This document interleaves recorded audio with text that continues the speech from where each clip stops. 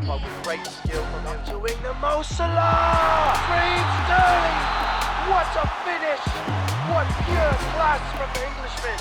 Premier Talk, the English Premier League podcast for the fans. Hello and welcome back to the Premier Talk podcast. I'm one of your two hosts, as always, Andrew Mello, and alongside with me is Danny B, Danny Barbudo. Daniel, episode 9. We're going to call this one, well, our producers named this one today, is Champions League Coming Home. A little play on words there from the famous slogan from the English national team. Obviously, in, international competition, that's their slogan, but it never really comes home for the national team. But is it going to come home for? Is it going to come home for a Premier League team this year? Is there going to be another English champion for the Premier League? We don't know. We're going to have to find out. It's been a fantastic Champions League campaign thus far. But nonetheless, Daniel, let's get right into the episode. The starting lineup Kicking us off, as always, our matchday 12 recap.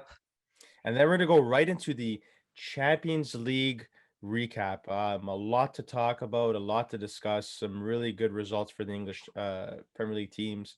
Daniel, let's get into the matchday 12 recap. There was a lot of games on Saturday, November 20th. There was 8 in total. Kicking us off, we had Leicester City versus Chelsea. Chelsea came out on top. This one 3-0. It was a statement win, exactly what you want to see from Chelsea. There was 0 goals conceded, goal scoring from guys that you wouldn't always expect. I know Conte on the goal sheet. Exactly what you want to see from this Chelsea side. 2 back-to-back great games. Newcastle and Brentford 3-3, a fantastic back and forth game. And then Burnley and Crystal Palace also ended in a draw at 3-3. Another great back and forth game. And in this one, there was 5 goals scored in the first half. Absolute goal fest on Saturday morning. Our 4th game, Aston Villa versus Brighton. Aston Villa had 2 late goals, I believe, in the 84th and the 89th from Watkins and Mings. And Villa was 6 places back on the table to Brighton. So this was a huge 3 points for them. And it's great to see from this Villa side. And then we get into some shocking displays from Manchester United, getting absolutely destroyed to Watford 4-1. It was a horrible game. United got sent off. I guess the only positive from this was that Van de Beek actually scored. Another positive was Maguire not having to be on the pitch. But anyway. Yeah, after getting sent off, 2 yellows in like quick succession. I think there was like not even 10 minutes in between his 2 yellows. And as a result of the shocking display and the shocking loss, Ole finally sacked. Finally. And a guy named Ralph Rangnick, not much talk about him. He was the Lokomotiv Moscow head coach in Russia. And he's rumored to be a fantastic coach. I can't speak on behalf of him because I've obviously never watched Lokomotiv Moscow, and I've never seen him as a head coach. I know he has a really great points to game ratio. I believe his average is like 1.89 points per game, which is great. And I know he's aspired. He was basically the mentor to coaches like Tuchel, Klopp, and Nagelsmann in the Bundesliga. So seeing these reports and seeing what this guy's done, I think he's going to be a great interim manager for Manchester United in the next coming weeks, months. Who knows how long he'll be there for. But I think this was a good pickup, somebody that a lot of people didn't expect. But looking at what he's done for other sides, I think this is going to do very well for Manchester United. Daniel, I just want to chime in here. It wasn't an expected appointment. It's only for 6 months. It's only for the time being. So maybe they're not really convinced. They're going to give him a little, trial window here. But he's been in the Hoffenheim system in Germany, and he's also been with Leipzig. And from what I hear from my coaching insiders, is the people that know him and know his play, is that he's a coach that really, really likes the pressing game. He really likes to press with his teams, create traps up front, and win the ball in quick succession to then go on and create goal scoring opportunities. Is that the right fit for Man United? Who knows? They have some old legs there up front, obviously in Ronaldo and Cavani. Are they going to be the best 2 guys to press up top? Maybe not, but that's why they have young legs in Sancho and Rashford. So we're gonna have to stay tuned and see how that tactical implementation is gonna really work out for Manchester United with this new coach. So definitely interesting. And I just want to talk about Ole. You know, we like to bash Ole and all this stuff, but man, there was a heart, heart wrenching, whatever you want to call it, interview. Man, you just see how passionate it was and how much he Mhm. loved the club. And all the slander and bashing aside, man, this guy's a top guy.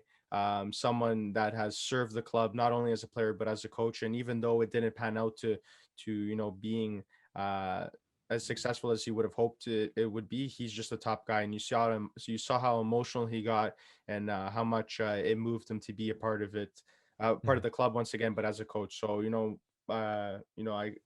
I got respect for that. And um, it wasn't the best coaching in theory that was applied to the field and to the players. Obviously, there's many egos to manage there, but again, Ole top guy, and you know, uh, best of luck to him in the future, of course. Mhm. Yeah, I agree. I think that that interview was hard to watch even as a Manchester United fan because being a club legend, and he did a lot for the club even when he played, and even when he came in as manager, they won on some big streaks and they looked like they were going to be a top side with him a manager. I know obviously it didn't pan out, but it was a really sad interview. And one also thing I just remember now that I wanted to point out, after the game against Watford, he went to the Manchester United fans and he kind of showed that he was apologetic in a way for how poorly they had played. Yeah, like he And raised he his was, hands up saying he's sorry, type of yeah, thing. Yeah, and then and it was yeah, go ahead, bad. go ahead. Yeah, It the was, fans were booing him. Yeah. he was getting booed a lot. Like obviously I know his time had probably come and gone for Manchester United, so it was about time that he got sacked. But that was a shocking display from the fans, and even it got to the point where Bruno had to Step ask the in. fans to stop booing because it's not only just on the manager, it was on the players as well.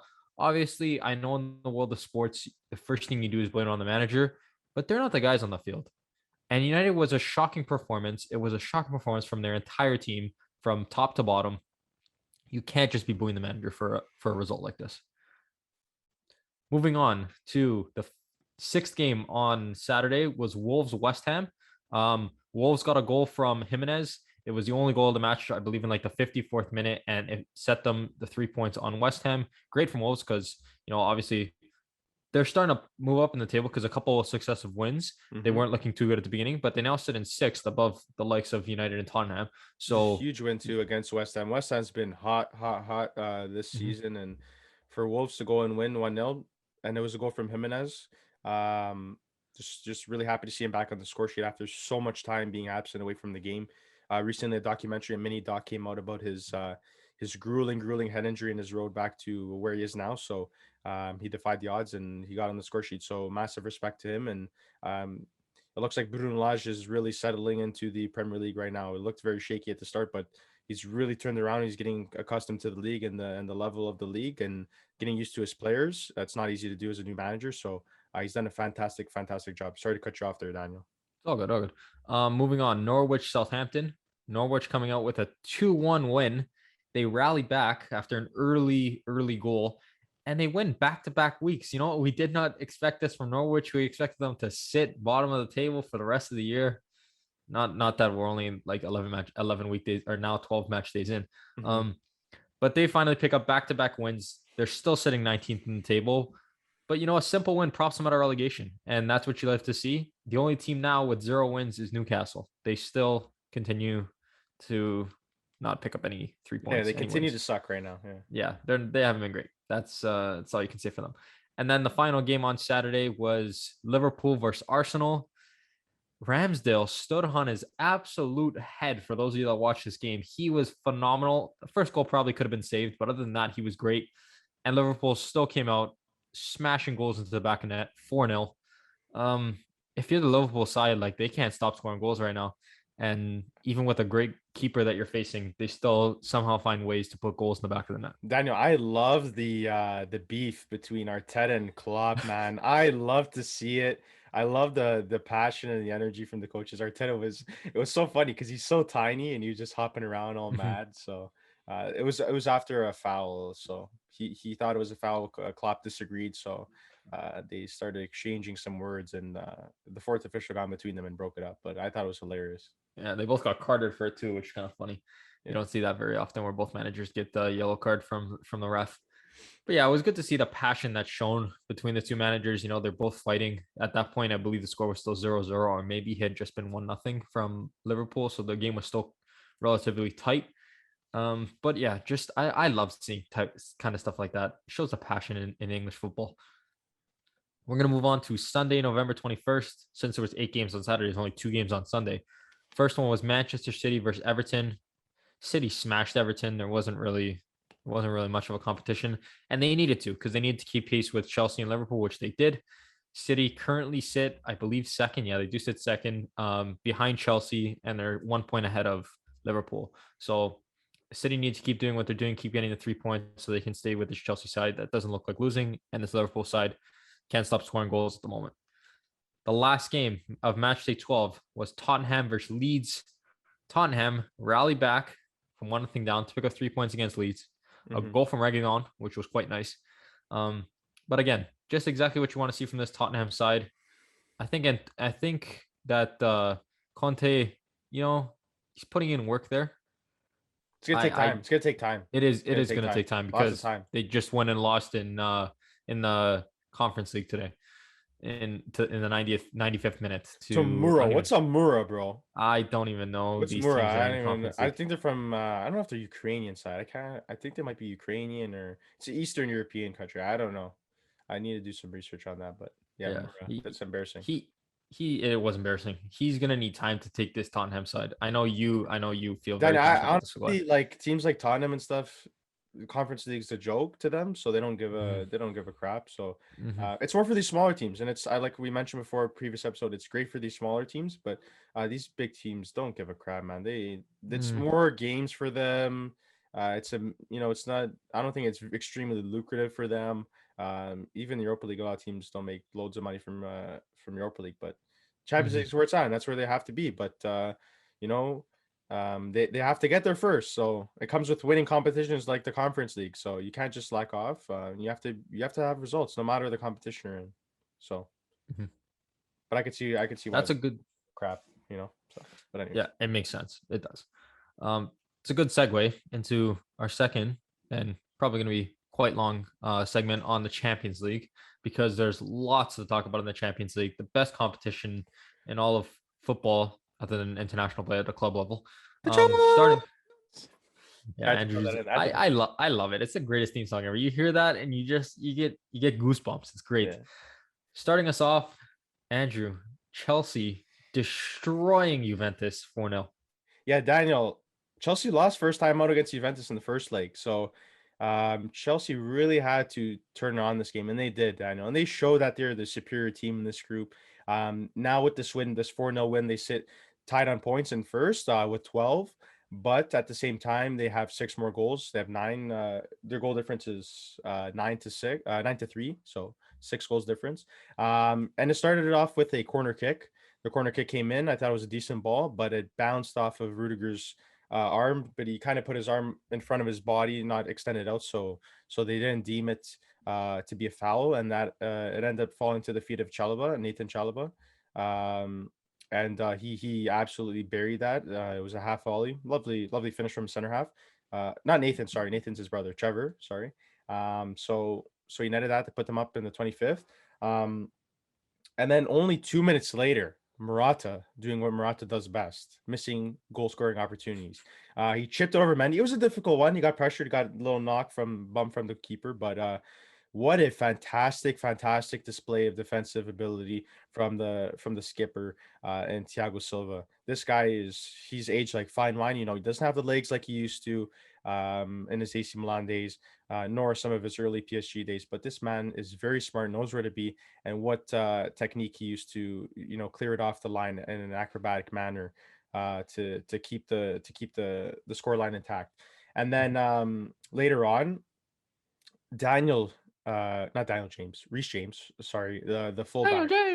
Reece James, fantastic play from him on this day. He was dominant down the flanks. Cuadrado had no real way of stopping him. He really struggled against him, and it was just a lovely low-driven shot, far post. He found himself in loads of space, doing what a fullback does best.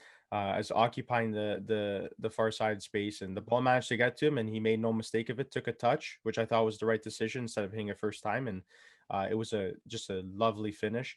And then Chelsea kept going. They kept going, and it was Hudson-Odoi that got the next goal. It was a fantastic goal, the best on the day. It was a long ball in from Rudiger, precise pass onto Reece James again, finding himself in that same sort of space and inside the box on the far side.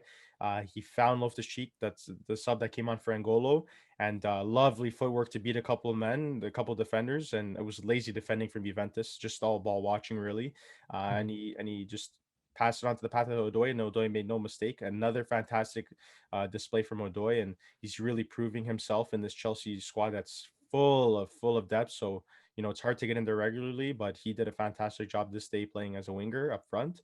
And then Werner got a much needed goal for his confidence, just to tap into an injury time right at the end of the game to cap off what was a dominant display from Chelsea. The Blues look extremely dangerous, and I think they're on pace to defending the Champions League this year and winning it again for the second year straight, because it's the depth, Daniel. Their depth is top, and when you have a coach like Tuchel that knows how to use his depth to the best of his ability, it's a scary sight. And guys like Lukaku are not even on the roster right now because of injuries. So when a guy like comes back like that, it's just a scary sight, because they're doing it with Pulisic playing striker. They played with Pulisic striker on this day. So crazy from Chelsea. Chelsea does look like a scary side. And the one thing I want to highlight here is just the modern day fullback, because it's so much fun to watch and be a part of this era where the fullback is moving forward so well. I know in the Prem there's loads of fullbacks that do it. You got Reece James, he displayed it perfectly on this day. You got Reece James, you got guys like Trent Alexander-Arnold, you got Robertson, even guys like Walker, Joao Cancelo. They all move forward so well, and they can easily fill in as a number 6 role or a number 8 role in the midfield. And seeing that is fantastic to watch, because they create so many chances and they really propel a side to win a game. Like that's what it comes down to. They can put in work defensively and they can put in work offensively. And when you got guys that can run up and down the pitch for 90 minutes, showing that they can perform well on both sides of the ball, it's just great to see. And this Chelsea side, they do it well with Reece James. Reece James has been in top form lately. Probably rivals like, I don't know if he rivals like Joao Cancelo this month, because Joao Cancelo has been absolutely phenomenal, but Reece James has done really well too. Coming back to Chelsea 4-0. It was a statement win. I know Juve, I believe they won 1-0 in the first leg. It was 1-0, I believe, yeah. Yeah, and so they needed to come out and beat this Juve side, and they did it very convincingly. Yeah, but just I want to touch on Chelsea's pressing, man. That 3-back system, it's essentially 5 with the fullbacks, but the 5, it's like 5 midfielders too when they have the ball. And Daniel, when they don't have the ball, they're still moving so well as a unit. There's never space. I rarely see space in between the lines. They never allow it, because they're so good at stepping to the play and following the ball. And I could have counted a good dozen times where they're able to pressure Juventus, their back line and their midfield, and not allowing them to get past the half. That's how good they were. And it was Hudson-Odoi leading the line, Pulisic with lots of pace leading the line. A guy like Ziyech, I didn't even get to mention Ziyech. He had a fantastic day. Didn't get to score, but had a couple of good opportunities. And at the end of the day, it was a guy like Szczesny that really kept this game from getting to 7 goals even. So it was just a fantastic display from Chelsea, and you can't ask for anything more, because they gave 120% on this day. We're going to move on to the second game of Champions League, Manchester United versus Villarreal. Manchester United won this one 2-0. Villarreal did dominate the first half, like absolutely dominate with chances. There was multiple chances Villarreal had to have capitalized on that they didn't. They had possession, I think, in the first half was like something like 70-30. And United had their glimpses in the first half, but they didn't look like they were going to come away with the 3 points. They looked like they were playing for a draw. And if Villarreal could capitalize on the opportunity, they probably would have lost this game. But in the 78th minute, Rulli, the keeper of Villarreal, a bad pass, like a really bad pass to Fred, who was defending. I think he was pressed up the field, defending one of the center halves, I believe it was, and he tackled him. Ball fell right at Ronaldo's feet. And Ronaldo, being the goal scorer that he is, looked up, saw Rulli was off his line at the top of the box, and the ball was bouncing, and all you need to do is just tap it over Rulli. A goal scorer's goal. And then 12 minutes later, finally, Sancho scores, giving his first goal for the Manchester United side. And the goal was an absolute rocket that went bar down, curving away from the keeper. Rulli had no goalie ever had a chance to save this ball. It was perfectly placed with lots of power, bar down. And United, although probably undeserved to be 2-0, won this game, giving them the 3 points, and also promoting them into the knockout round of Champions League. They currently sit first in the group with one game left, and I believe that even if they lose and Villarreal wins, I still think that they finish first in the group because they have the head-to-head against Villarreal. The first game was a tie, so United does have the head-to-head. Daniel, I want to touch upon some of the tactical changes in this one. I thought it was interesting that he started Van de Beek over Bruno, but you have to change some things around, I guess. And he also started Martial over the likes of Rashford. So some interesting selections in the initial 11, but it ended up proving out to be okay for United on this day. But long term, I don't know if keeping a guy out like Bruno is gonna help you to get results week in, week out. So and just I'm happy to see Sancho finally get on the score sheet for United. I think that was necessary for his confidence. I hope this really gets him going and gets him on the form that he was when he was at Dortmund, because if he's producing the way he was in the Bundesliga, he's going to be very, very good in the Premier League. So if you're putting up those sorts of numbers, I don't think it'll be anything like the Bundesliga, but it's somewhere in that area. I think that he can really help this Manchester United attack and help get them some results, because Ronaldo needs some help up there. He does. Yeah, I wasn't a big fan of Martial coming up top, and they were playing Ronaldo kind of like where he used to play for Madrid, like a left wing, left cam type thing. Yeah, I don't like Ronaldo as a winger. Not anymore. He doesn't have it anymore. And even on Portugal, he finds himself on the wing. It's sort of like he's there and then he roams. It's so weird. Like I think he's just his age now and just his aerial ability. He has to be in the box. He has to be in the box, and that's what a striker does. He has to goal poach, and what better finisher than Ronaldo?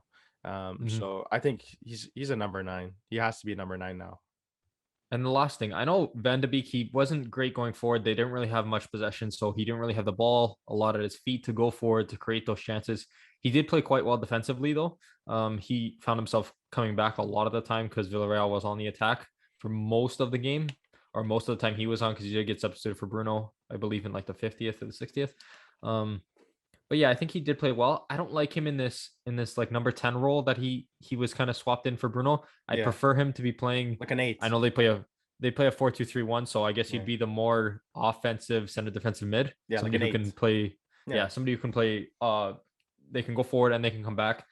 But the only thing is that if they do play somebody like that, because they already have Pogba kind of playing that role, even though Pogba's been weird. He's been on the left cam or left wing, whatever you want to call it. It's been. I don't think they have the personnel to compete, but that formation I don't think suits the personnel that they have. But then it's weird, because then the next formation that they would move to would be like an attacking pressure type thing, like with fullbacks, like what Chelsea do, maybe a 3-5-2, and it was played by Ole, I think, last week or 2 weeks ago. But they don't have a true number 6. They don't have a true number 6 right now. They don't. But then even a 3-5-2 leaves guys like Sancho and Rashford on the bench because they don't really have a role in that type of formation. I don't know. I don't know what they need a couple things, to be honest with you. I think I don't know what is missing. Go ahead. To be honest, I was gonna say, if I was to go get a guy and it's like a safe option, and you might spend like maybe 40 mil quid on him, but he's definitely worth it. I think of a guy like Ndidi. Especially with the form that Leicester's been in. Maybe it's a new opportunity for him, a new challenge. I think it would be something he would definitely be open to. Just in terms of a change of scenery and a different challenge, because he's been on Leicester for quite some time now, and I think it'd be a great option because he's a top number 6, one of the best in the world easily. I think he's very, very underrated, very smart player, big body in the midfield, a great passer of the ball. So I think a guy like that, if you throw him into the mix, that'd be a great option. He's a true number 6. So We're going to move on to the third game here. Manchester City versus PSG. City picking up the 3 points, coming out on top of this one in the Etihad, 2-1. And I got to be honest with you guys, this game was one of the best games of football I've watched in a long time. Yeah. It was phenomenal. I know City was dominant. Like, they look like the team to beat in Europe.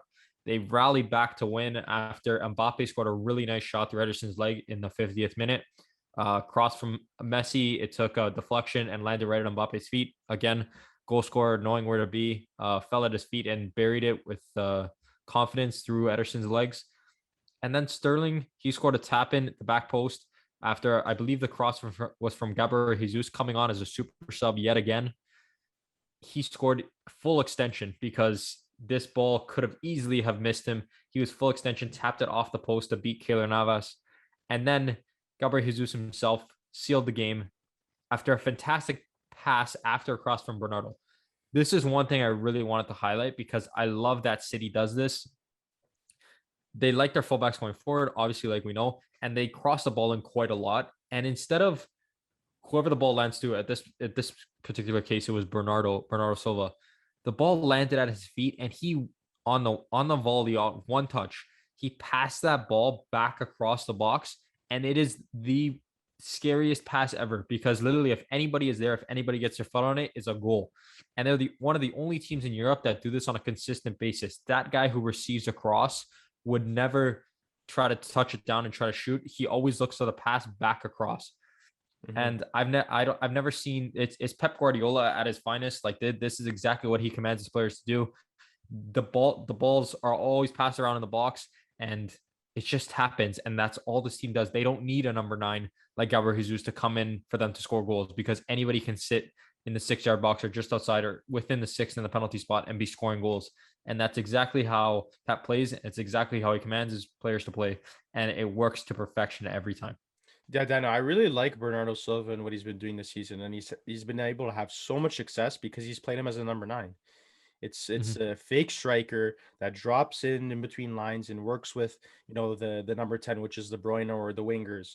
And Bernardo Silva was never he was able to get away with in the French league because obviously the quality in the French league wasn't as high, but he used to play as a right midfielder and a winger, so to speak. So but now in the Premier League, when physicality is a big aspect within the game, he's not able to compete out on the wing.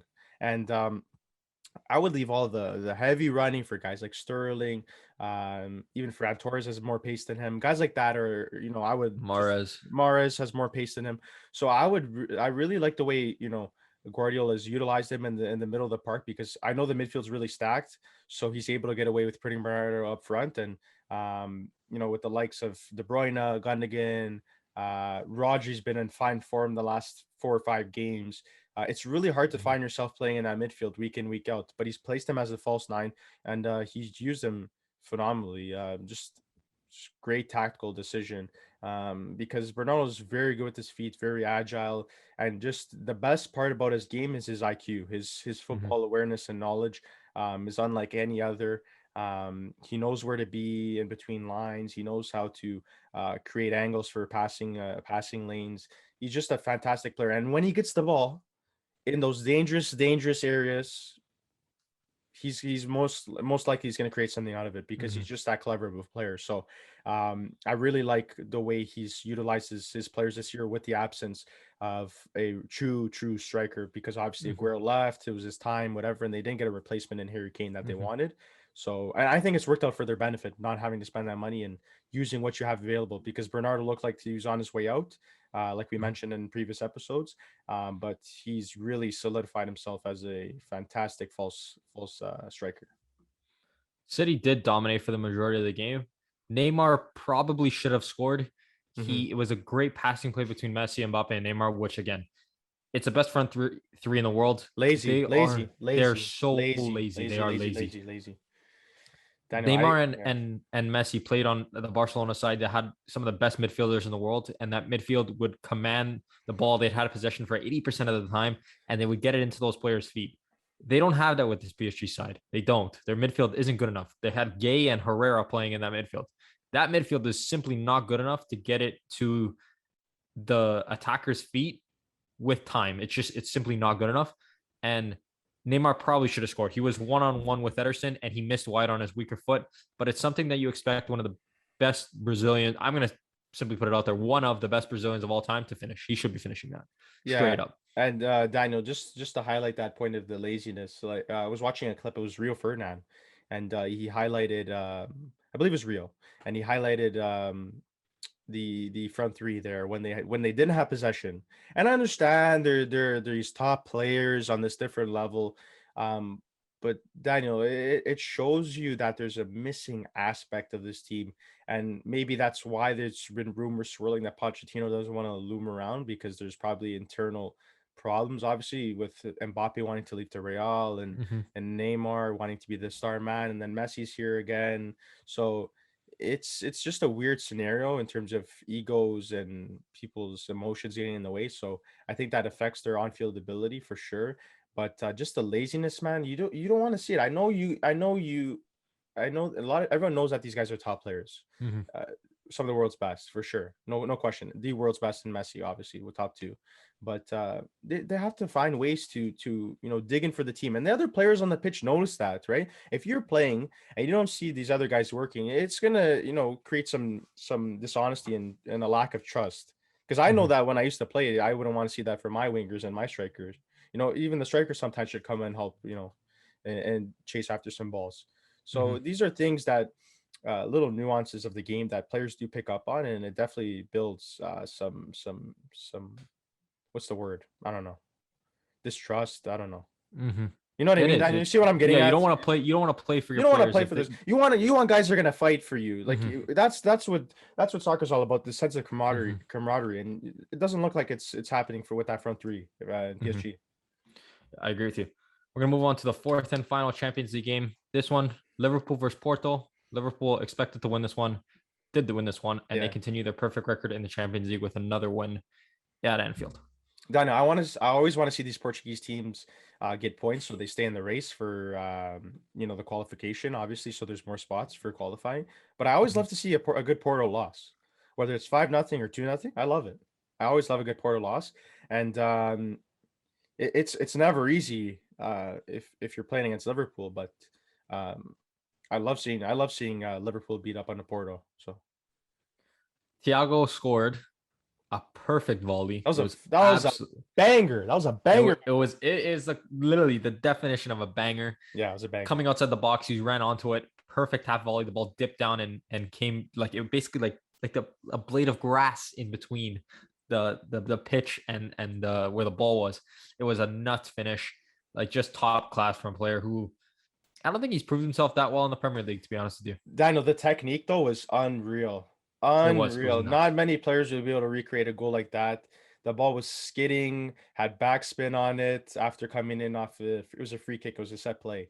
And it came out to him, and he's just in the right spot where a 6 should be or an 8 should be, lingering on the top of the box, ready to have a strike. It was on the first time. It went through a lot of traffic, and there was a lot of bodies in front of the Mhm. goalkeeper and in the box. So it found its way through some legs in between players, and it was just a lovely, lovely goal. Um, one of the best this UCL campaign. And then Salah to put them up 2-0. Nice little feint, Oh yeah, body feint, top of the box. Left foot, just typical Salah scoring goals. it's art. And It's it's art. exactly what he did. It's art from Salah, man. He makes it look so easy. I It don't does. like it's. I know it's against Porto, but Porto's got some whatever players. I'm not gonna even get into it, but to do it the way he does it week in week out, and it's man, when he cuts in on that left, he is just, it's gross, Daniel. It's scary. It is It's scary. so fun to watch because it happens almost every game. It's a Mhm. recurring thing from him, and his ability to shift his body weight to fool a defender. He literally dropped the defender before he scored this goal. He Mhm. literally body fainted him. It wasn't a crazy step over or anything like that. It was just the he knows how to use his body and to deceive defenders, and he did a fantastic job. And any goalie is gonna just look around and be like, what more could I have done? You're What not could gonna have catch done? a Yeah. shot like that with all the Mhm. traffic in front. So just it wasn't a blowout game by any means. So even Otavio, he plays for Portugal now. He changed his nationality. So the Porto player, he missed a sitter of a goal. He pulled a Seferovic. Um, was Yeah. bad. That was bad. Yeah. For those of you that watch a Barcelona Benfica game, Yeah, it was actually, bad. that was bad. 95th minute would have put Benfica in through second place. Yeah, would have put us through. So That was bad. It anyways, was bad. he pulled With the this- Stefanovic. So Yeah, it was bad. With this win, all 4 Premier League teams have advanced to the knockout round with 1 game remaining in the group stage, showing that Champions League might actually be coming home. it might be. It might. It might be. It might be. Daniel, quick, give me a team that you think might an English team that might be favorite for the UCL. All of them. All Except of for- them. Except for maybe United. Except for United. United. Yeah, except Yeah, for United doesn't. I don't think they have the quality to beat the likes of Bayern Munich. I would and love to see. even- I would love to see an all English final in Chelsea and Liverpool. I'm done. love to see I'm it. done with all English finals. I would love to see it. I would. They love play to see it. already. I want to see like some Nah. I want absolute, to see. I wanna see it. like shocker that the anticipation leading up to it is nuts. Danny, I want to see the Bayern two in a best final teams. against I one want of to see these the. teams. I want to see the best 2 teams. I think Bayern's up there, but I think Liverpool and Chelsea are a little bit more. I don't know. I don't want Ooh, to see. I don't want to see City. I don't want to see. City. I want to see Nah, but Liverpool. I want to see if Liverpool. City plays the rest of the Champions League campaign like they did against PSG, there's no stopping this team. I'm telling you right now. No It's chance. nuts. I'm going to Chelsea. Not even because I like Chelsea, but the depth, the tactical masterclass of a coach that they have in Thomas Tuchel is going to lead them to a defensive title. They're going to defend their title. I gotta go with City just because of how good they played against PSG. I thought it was nuts. I thought that if they play like this, there's nobody stopping them in all of Europe. All right, Daniel, that about wraps it up for this episode 9 of season 3. Thanks for tuning in, guys. We want to hear your opinions on who you think will win the Champions League. Maybe it's not necessarily an English team, but we'd love to hear who's your pick for this year's 2021-22 campaign. So we'd love to hear it. And that about wraps it up, Daniel. Thank you guys. As always, if you guys want to let us know, talk to us, we'll respond on Instagram at Premier Talk Podcast. We're on Apple Podcasts, Google Podcasts, Spotify, wherever you guys want to listen, we're there, and we appreciate it as always. All right, thanks, guys, for tuning in, and we'll catch you next week on Thursday. Take care, everyone. See you later.